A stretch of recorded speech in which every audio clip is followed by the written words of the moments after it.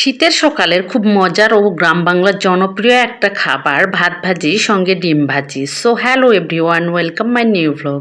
Good morning সবাইকে, আশা করি সবাই অনেক ভালো আছেন। আমিও তো বেশ ভালো আছি। তো আজকে ব্লগটা শুরু করতেছি সকাল থেকে। সকাল সকাল এই রাতের বেলার যে বাসি ভাতটা রয়ে যায় সেটা এরকম ভাজি আর সঙ্গে একটা ডিম পোস্ট হলে আর কিচ্ছু লাগে না।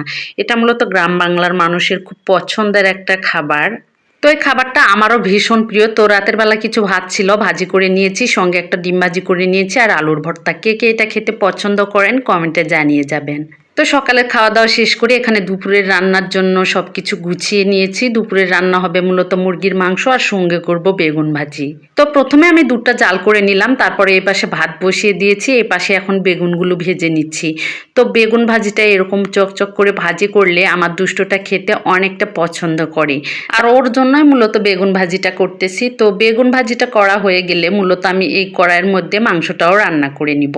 তো বেগুন ভাজিগুলো এপাশ ওপাশ সুন্দরভাবে একটু ঘুরিয়ে সুন্দর করে ভেজে নিচ্ছি। আর বেগুন ভাজি হচ্ছে এমন একটা জিনিস যার মধ্যে তেল দেওয়ার সঙ্গে সঙ্গে তেলটা কিন্তু টেনে নেয়।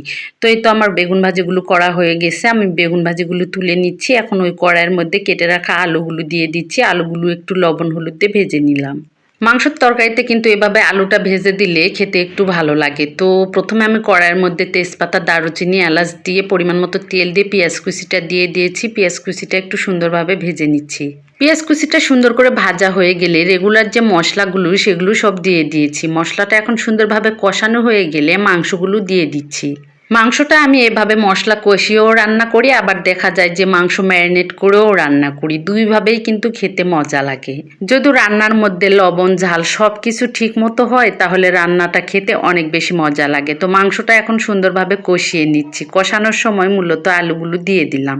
যদিও আমি আলুগুলো আগে থেকে ভেজে রাখছিলাম, তারপরও কষানোর সময় দিয়ে দিলাম এই জন্য যে আলুগুলো একটু সিদ্ধ হতে সময় লাগবে।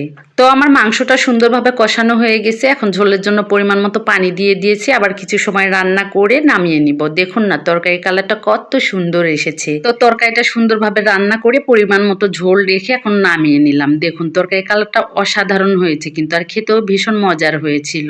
তো এই তো মাংস রান্না হয়ে গেছে আর এই যে বেগুন ভাজি। তো প্রান্তর বাবাকে দুপুরের খাবারটা আমি মূলত দিয়ে দিব, দিয়ে আমিও খাওয়া দাওয়াটা করে নিব। তো প্রান্তর বাবাকে ওই দিক খাইতে দিয়ে আমি এইদিকে খাবারটা নিয়ে নিয়েছি, আমার দুষ্টটাকেও খাইয়ে দিয়েছি। তারপরে আমি খাওয়া দাওয়া করে নিয়েছি। আর কিছু বাজার এনেছিল, কাঁচা বাজারের যা অবস্থা। এখন মাছ মাংস খাওয়া আর কাঁচা সবজি খাওয়া কিন্তু একই কথা। সব জিনিসপত্রের অনেক বেশি দাম। তো এখানে কাঁচকলা এনেছিল, ফুলকপি এনেছে, তারপর এখানে মূলা এনেছে, সিম এনেছে আর অনেকগুলো কাঁচা মরিচ এনেছে। বলতেছে এগুলো ফ্রিজে সংরক্ষণ করো। আর এখানে পানি ফল নিয়ে এসেছে, এটাকে কার অঞ্চলে কি বলে জানিয়ে যাবেন। তো আজকে ভিডিওটা এখানে শেষ করছি। টাটা।